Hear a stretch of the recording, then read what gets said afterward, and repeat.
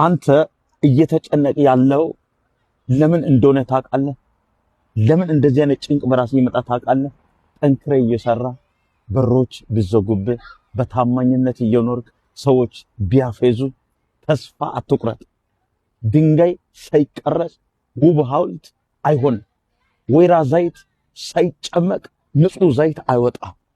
ያነባው እንባ ያሳለፍከው ስቃይ በከንቱ አይባከንም። ልነግርህ ይፈልጋል እግዚአብሔር ባንተ ውስጥ ታላቅ የክብር ቅባት ታላቅ ለሞገስ ለትውልድ እግዚአብሔር እያዘጋጀ ነው።